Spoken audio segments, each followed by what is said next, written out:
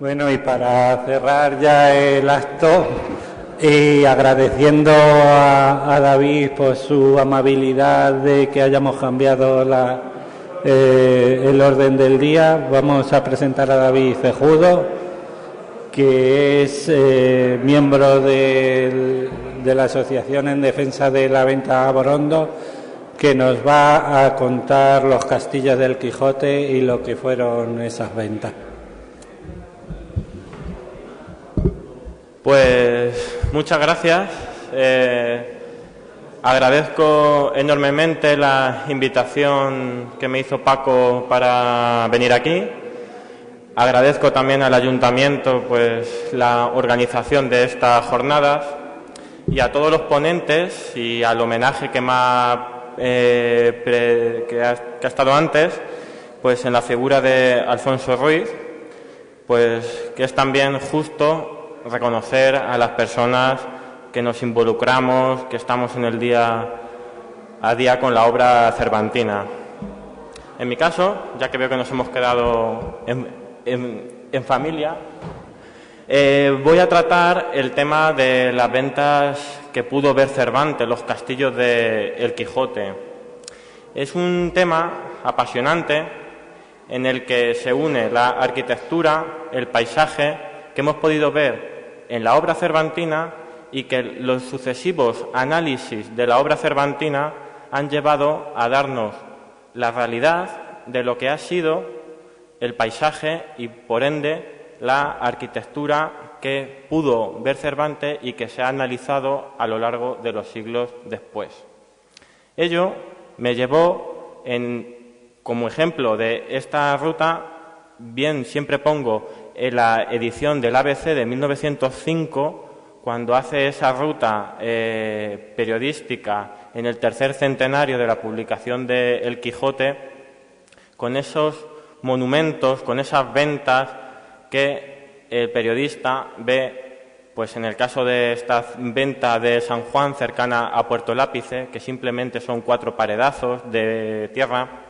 o esa venta de Puerto Lápice con esa pila, con esa escalera, con ese porche tan típico de la arquitectura popular, o incluso otra de las ventas de Cárdenas, o incluso otra de las ventas en las cercanías de Ruidera.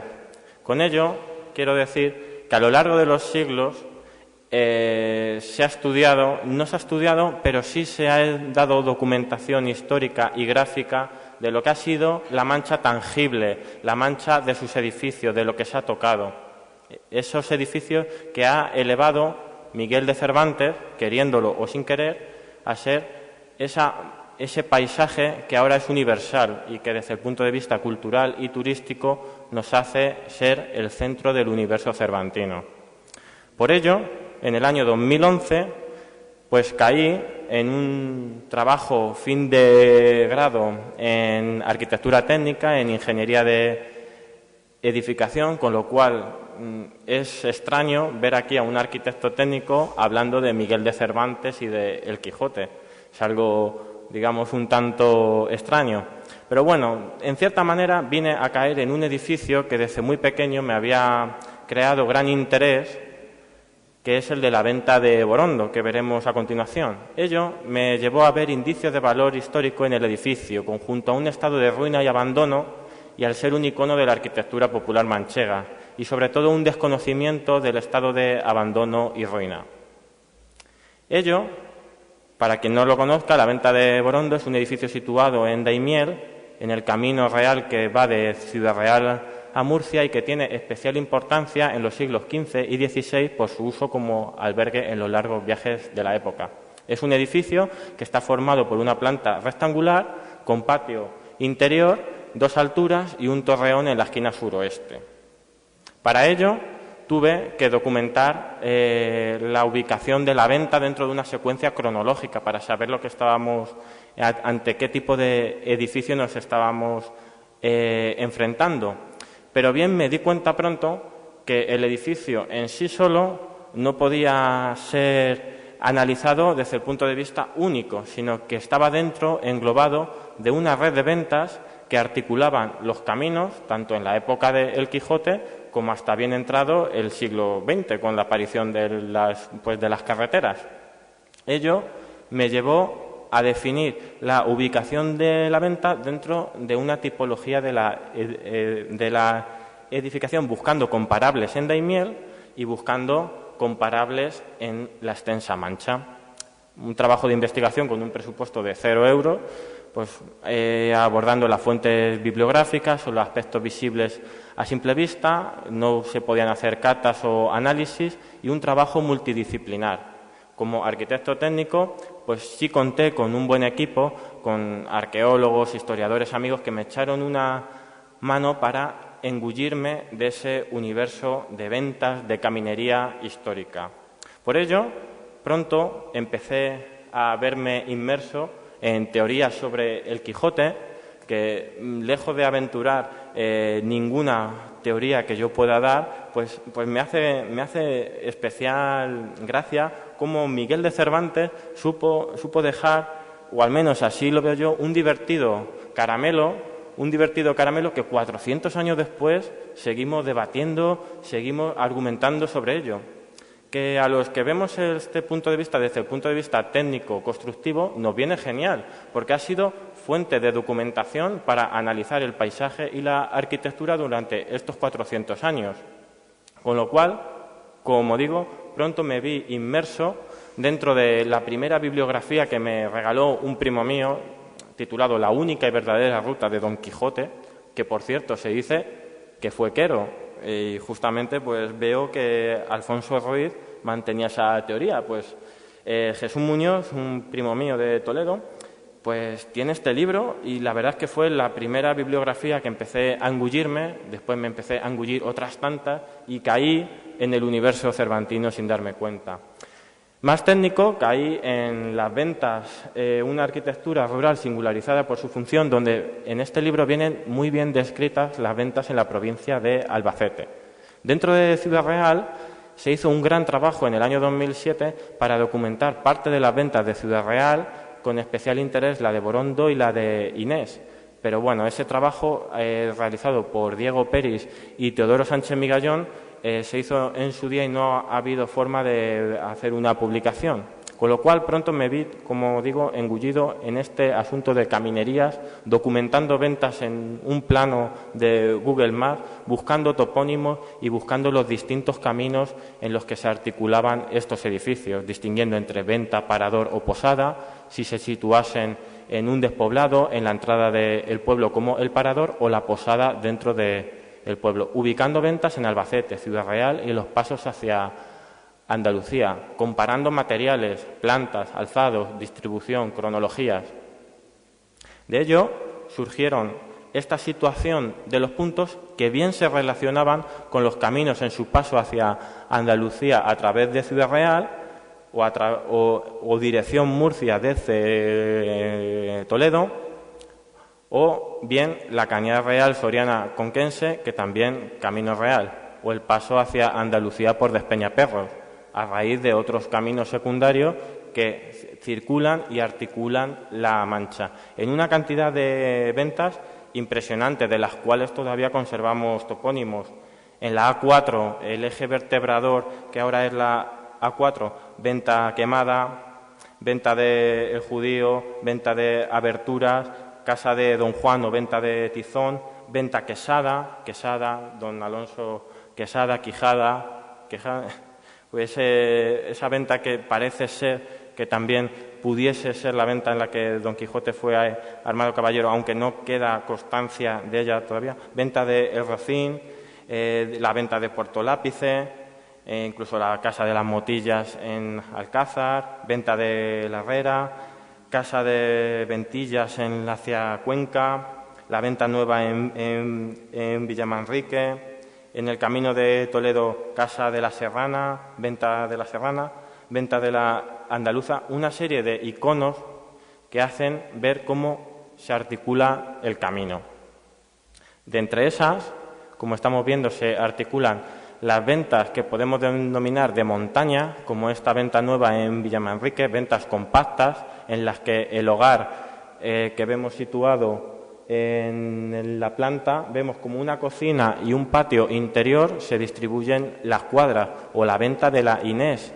la venta quemada en Santa Elena, Jaén, de la que solo quedan unos restos, o de la venta de la Inés en Almodóvar del Campo, que junto con la de Borondo son las dos únicas ventas protegidas como bien de interés cultural en Castilla-La Mancha. Dentro de las ventas que podemos denominar de llanura, se encuentran de una planta más abierta, de más extensión. Podemos encontrar la venta de tizón en Manzanares, la venta de las motillas en Alcázar de San Juan, o digamos que estas dos primeras surgen sin proyecto previo, surgen de una encrucijada de caminos. En una situación privilegiada se articulan una serie de estancias que responden a una casa de labranza, a una casa popular en la que se usa como venta por situarse en un punto estratégico. Bien es distinto de la venta de El Pinar en San Clemente, es una venta posterior del siglo XVIII, con la influencia de la academia, con esos alzados simétricos, con esa distribución de planta funcional para que la gente que se aposentaba se distinguiese de la gente que entraba con los animales, una cuidada planta funcional, ya desde el punto de vista académico. La venta, la casa de postas Parador en Tembleque, igual que la venta de El Pinar, pero al situarse en la entrada de Tembleque tendría la condición de parador. La venta Mesón, de la que Isabel Sánchez Duque, como ha expuesto esta mañana, pues que sería la posible venta donde Don Quijote fue armado caballero, y en la que lamentablemente pues esa cronología histórica ha hecho que desaparezca, al igual que Venta Quesada, que sí queda documentado de que había unos restos en la casa que ahora vemos al lado de la A4, entre Manzanares y Arenas de San Juan y Villarta de San Juan, pues quedan ahí una casa que se llama Casa de Quesada, Venta de Quesada, pero sí que es cierto de que cerca de la actual casa que vemos ahora, en el topográfico del 19, aparecen como unos restos que sí pudiese situarse allí la Venta de Quesada. Y dentro de este conjunto de edificaciones que, como vemos, han llegado a nuestros días de una o de otra manera, bien como esa venta de la que solo quedaban 4 paredazos en el ABC de 1905, o la venta de Mesón, que desapareció hace ya 2 siglos, o la venta de Quesada, de la que apenas quedaban restos hace 100 años, me encuentro en la venta de Borondo en Daimiel. La venta de Borondo en Daimiel, como he dicho, es un edificio situado en el Camino Real que va de Ciudad Real, Almagro, hacia Murcia, con primera parada en Manzanares. Es un edificio que se sitúa a medio camino entre Almagro y Manzanares. Es un edificio, como he dicho, de planta rectangular, con una entrada porticada,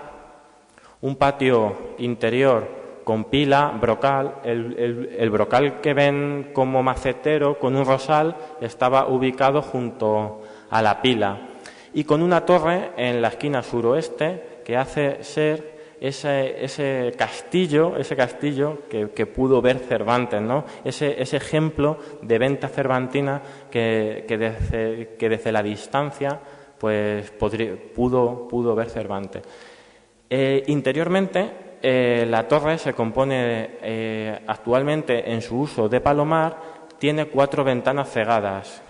posiblemente como su uso de mirador. Este uso de mirador queda comprobado porque a lo largo del Camino Real, desde varios kilómetros, se ve la torre con la veleta, se sigue viendo, con lo cual, pues cuando Don Quijote llega a la venta, que se vio lejos de donde iba una venta, pues hace ver que estos edificios tendrían que estar,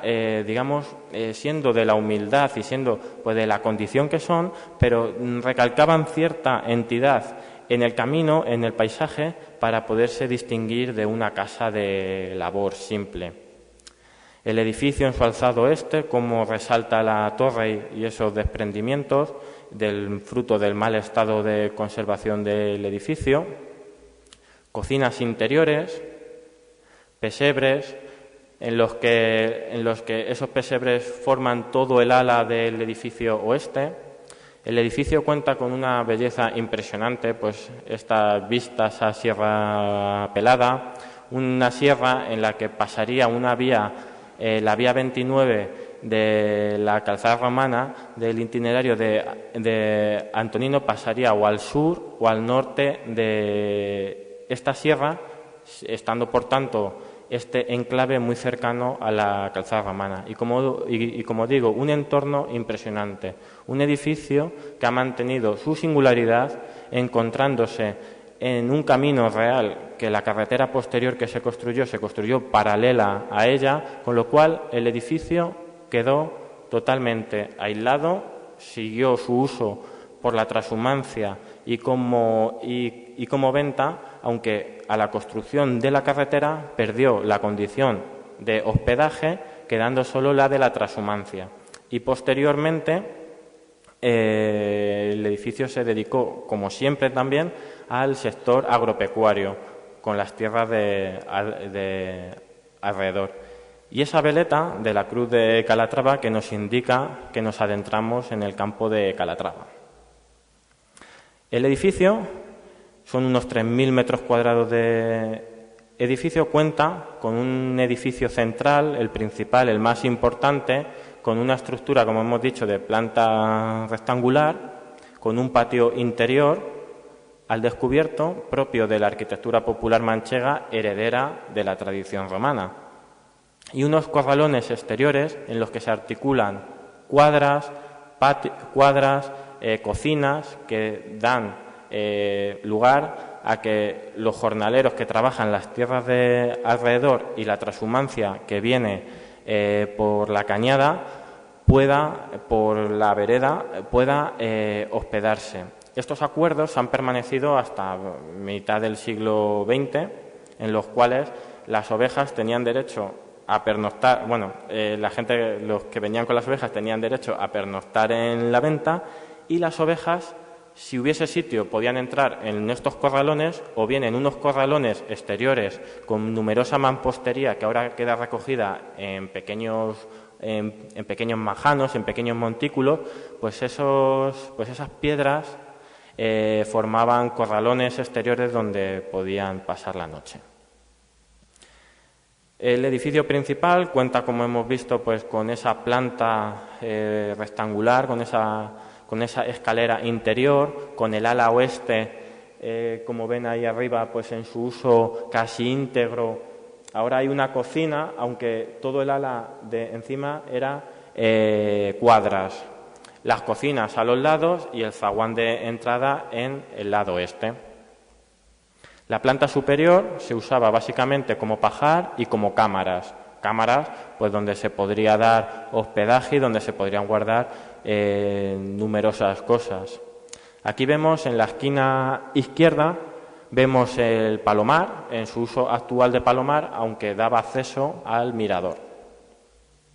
En cuanto a los alzados, vemos el alzado sencillo, un alzado que está compuesto los muros de tapial calicostrado, un tapial calicostrado bastante importante,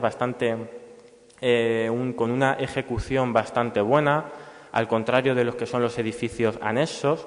Este tapial calicostrado se basa en que se apisona la tierra, pero cuenta, a la vez que se encofra, cuenta con un revoco. A la vez que se hace, el tapial, cuando se hace, se forman dos tablas que se apisonan, pero a la vez que se apisona por dentro, se va haciendo un revoco interior que al desencofrar queda una superficie que se llama calicostrado que da entidad y fuerza al edificio. Con lo cual vemos que el edificio principal se construyó con muy buenos materiales y con un sistema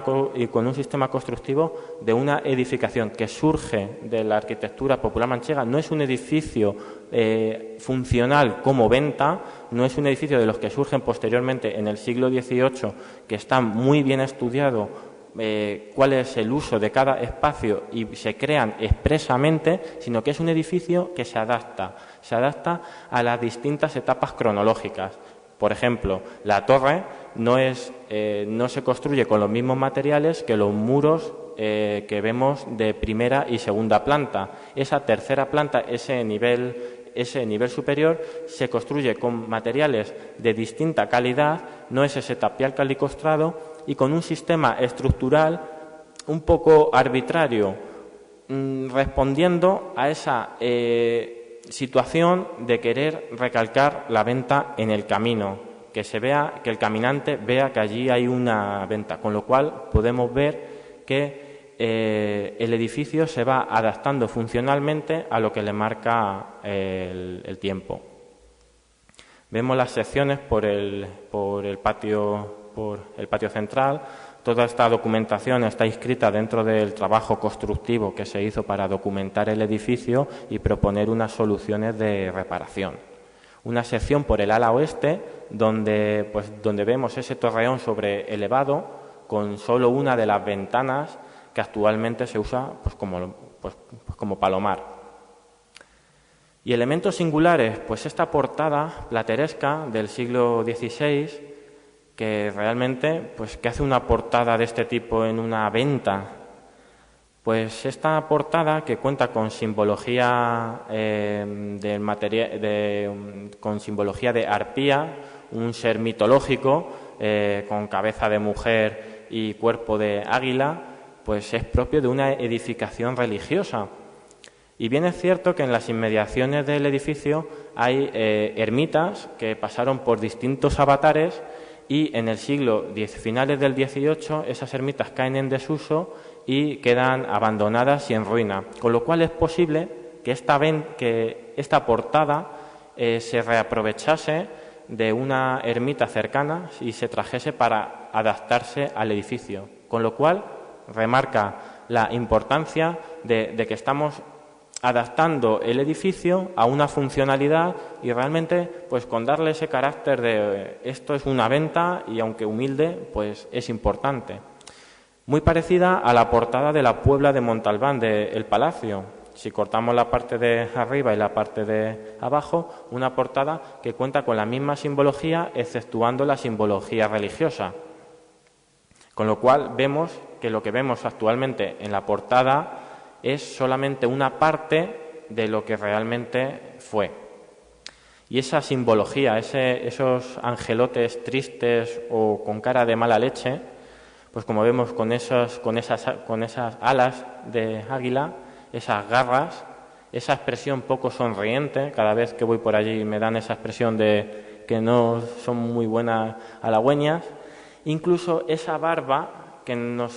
que a falta de poder quitar esa cal, pues nos hagan hacer la hipótesis que en vez de hablar de arpías, sean arpíos. Ese ser heredero de la mitología, esos seres fantásticos con el poder de infundir miedo de la época en la que se hacen, infundir miedo y digamos, pues ese mal de la portada religiosa que quedaría fuera, y ya dentro pasaríamos a la divinidad dentro de un templo, contextualizando la portada en el edificio original, y asimilable, pues, a otros ejemplos de seres fantásticos en nuestra arquitectura, en nuestro patrimonio. La torre, pues como vemos, es un material con muros diferentes, como he dicho antes, con cuatro grandes ventanales, que tiene un sistema estructural un poco arbitrario, porque nace de unos muros nacen de un muro que apoyan en otros muros, y no tiene esa condición de que se construyó desde un principio, pero sí cuenta con una carpintería de cubierta muy bien ejecutada, pues con un doble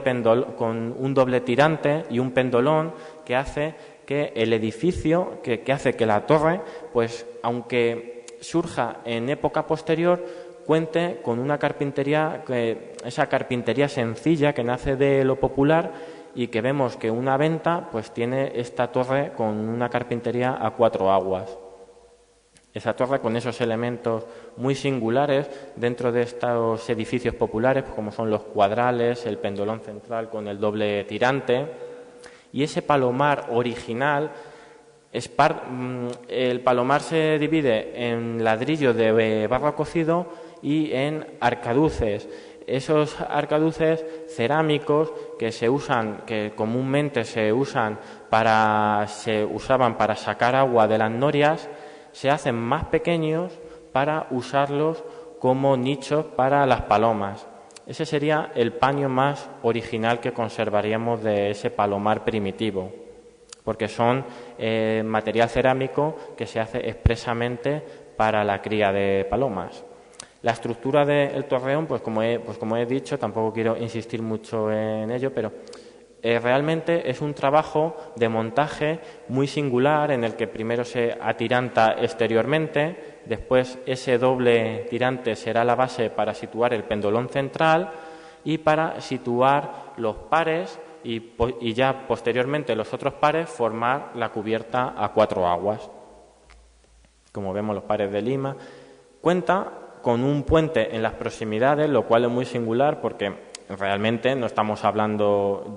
voy a afirmar en ningún momento que es la venta donde Don Quijote fue armado caballero, ni forma parte de la novela cervantina, pero bien dice la novela que cuando llega Don Quijote a la venta, bien cruza ese castillo con honda cava. Pues los castillos con honda cava deberían de tener un puente levadizo, ¿no? para poder pasar. Pues este puente, que realmente no se sitúa en el camino real, se sitúa en un camino secundario, un puente de muy buena ejecución, con material como el ladrillo de barro cocido, que es el mismo que se usa en las verdugadas del tapial, da acceso a unos olivos centenarios, como el que tenemos en la plaza de Daimiel, milenario, digamos que centenario, con varias centenas de años. Tampoco vamos a decir que aunque oficialmente es el olivo milenario, cuenta con varias centenas de años, y es un olivo pues que marca que el paisaje, ese enclave, ha sido habitado desde muy antiguo. La cronología histórica del edificio parte de época romana. Existen en los alrededores restos arqueológicos de los denominados Villa de Borondo, posiblemente en una villa romana no fechada en los siglos III o IV después de Cristo, en esa ruralización del Imperio Romano. Cercana a vías importantes de comunicación entre Mérida y Cartagena. En esa vía 29, como he dicho antes, que pasaría al norte o al sur de la sierra que vemos allí, entre Oreto y Laminium, en ese intervalo de esa vía que no está muy bien documentada arqueológicamente, y hay restos perdidos, pero que pasaría en la cercanía. Otros autores la han situado como la mansión mariana del itinerario de Antonino. Lo bien es cierto es que los restos arqueológicos atestiguan que allí había un importante enclave romano, como el material pétreo encontrado, muchísimo material pétreo en un terreno sedimentario, basas, columnas, una pila bastante curiosa, muchos elementos, incluso la propia edificación tiene la estructura de una casa, de una villa romana, con ese impluvium, con ese patio, como digo, se ven sillares muy curiosos en las esquinas, con lo cual partimos de ser un enclave muy importante en época romana. Posiblemente en el siglo XIII, con la creación del honrado Concejo de la Mesta, ese órgano regulador, esos viajes pasan en la cercanía, la Cañada Real Soriana Oriental, aunque bien es cierto que se divide y ese camino se divide en manzanares y salen diversos ramales que vienen a parar al mismo sitio en Almagro posteriormente, ya para bajar hacia el valle de Alcudia, con lo cual es cierto que dependiendo de la climatología, bien se podría usar un camino, bien la Cañada Real oficial, digamos, o bien esos caminos paralelos que venían a confluir en el mismo sitio. Con lo cual nos hacemos eco de que esos acuerdos, según los actuales propietarios, y lo que contaban los anteriores propietarios, herederos pues han llegado con esos acuerdos de que ellos estaban allí en el propio edificio y venía el ganado trashumante y los tenían que dejar pernoctar. En los siglos XV, XVI y XVII pues inmortaliza estas edificaciones pues con la tipología de Venta, y Cervantes pues inmortalizaría esta tipología pues a lo que universalmente se conoce, con un importante trasiego de personas entre Castilla, Andalucía, Murcia, la Reconquista, digamos que, y la gran importancia de Almagro como capital del campo de Calatrava sitúa al edificio en un enclave bastante importante, alejado posiblemente de las hipótesis cervantinas, pero en un punto bastante importante en los siglos XV y XVI, con Almagro como esa capital importante, en un punto de trasiego importante.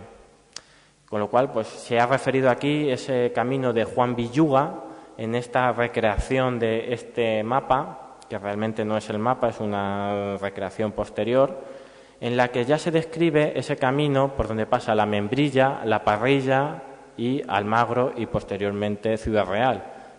En este punto, la Parrilla, cercana a la Venta de Borondo, pues podría ser un punto de ese enclave que posteriormente vemos que cobra más importancia. Las relaciones topográficas de Felipe II en 1575 sí que nos citan de que allí había, además de las casas de Borondo, con dos casas, una la de Alonso Sánchez y la otra la de su mujer tal, y en otra cita dice con una venta y una viña que va en el Camino Real, que va de Almagro a Manzanares, con lo cual nos está situando la casa de Borondo, la casa y venta de Borondo, en pleno siglo XVI, a escasos años de que se escriba el Quijote, con la importancia que tiene que en el siglo XXI la podamos seguir viendo, con lo cual nos encontramos actualmente en una cronología histórica que va a marcar que el edificio que actualmente vemos tenga una gran singularidad dentro del universo cervantino.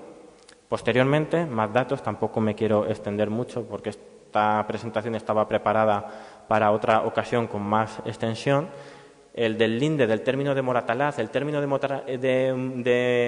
Moratalaz es un despoblado medieval, esos despoblados en los que se adentra Don Quijote. Es un despoblado y esa síntesis que vemos actualmente con el paisaje manchego, que realmente 400 años después ahora volvemos a ver casas hundidas. Nuestra arquitectura tradicional, nuestra arquitectura que está reflejada en el Quijote se desmorona, con lo cual se da la paradoja que 400 años después vemos esa misma mancha posiblemente que vio Don Quijote, y que vio Cervantes. Continúo.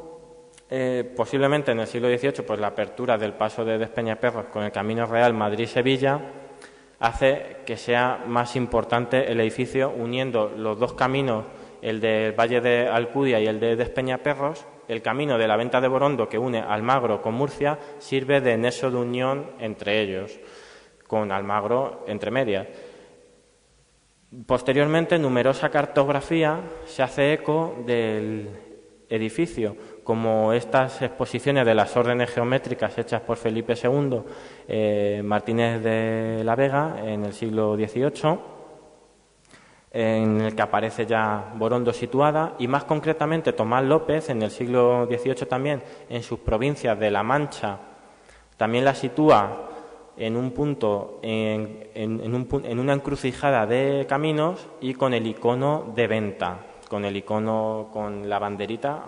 como Venta, muy cercana también a otras ventas como la de Consolación o la Venta Quesada, que queda un poquito más arriba de Manzanares. También el mapa geográfico del campo de Calatrava sitúa el edificio en las mismas circunstancias. Se da la cuestión de lo que venimos hablando todo el día, los límites del campo de Montiel con La Mancha, con el campo de Calatrava,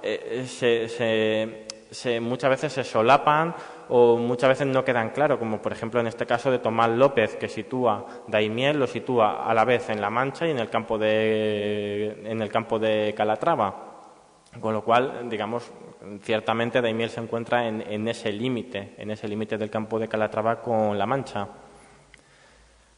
Incluso la primera ruta del Quijote, hecha 200 años después de que se escribiese, sitúa un punto número 1 en el que Don Quijote fue armado caballero al sur de Daimiel, al oeste de Manzanares, que bien podría ser la venta de Borondo o bien podría ser Aberturas.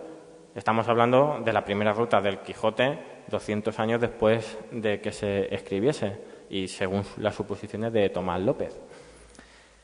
El edificio sigue en el siglo XVIII anotándose en guías de caminos como un punto importante entre Ciudad Real y Murcia y Almagro y Murcia.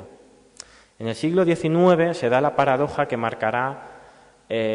primero, las guerras carlistas hacen de este lugar un sitio inseguro. Existen numerosas cuevas donde los carlistas hacían incursiones y además,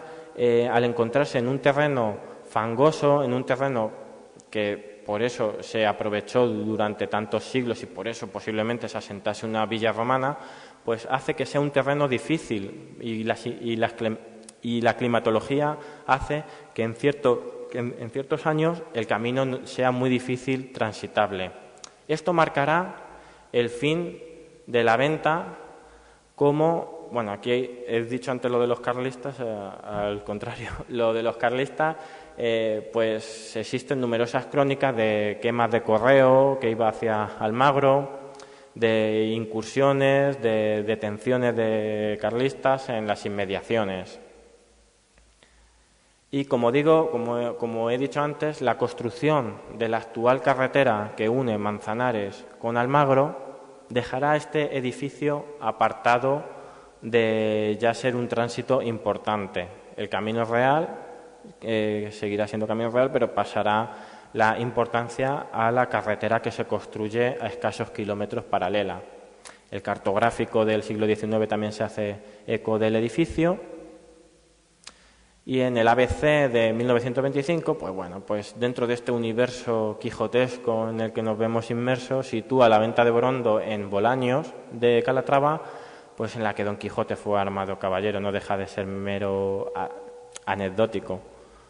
Se dice también otras referencias en principios del siglo XX, y las primeras imágenes de las que tenemos constancia en 1953 son estas imágenes que nos dan una imagen del edificio muy parecida a la que tenemos actualmente y en la que realmente pues son bastante interesantes, pues fruto de esta cronología histórica. Desde principios del siglo XX el edificio ya empieza a ser una especie de referente cervantino en la comarca. Posteriormente, ya entrando en los años 80, se sigue dando importancia al edificio, con Manuel Corchado Soriano pues hace referencia al edificio, y en los años 80 empiezan los primeros intentos para preservar el edificio de su ruina, con lo cual, a instancia de Vicente López, el propietario, y con la ayuda de Miguel Fisac, redactan un informe para la catalogación del edificio como monumento histórico artístico. La muerte de Vicente López, el propietario del edificio, hace que estos trámites queden en suspenso y pues posteriormente seguimos viendo imágenes del edificio en los años 80 y llegamos hasta 2007. En 2007 esos trámites que empezaron en los años 80 concluyen como la declaración de bien de interés cultural del edificio de venta de Borondo. Un edificio pues que, como vemos posteriormente en la prensa de la época en 2007, se hace ejemplo como un ejemplo cervantino, lugar de descanso de caminantes.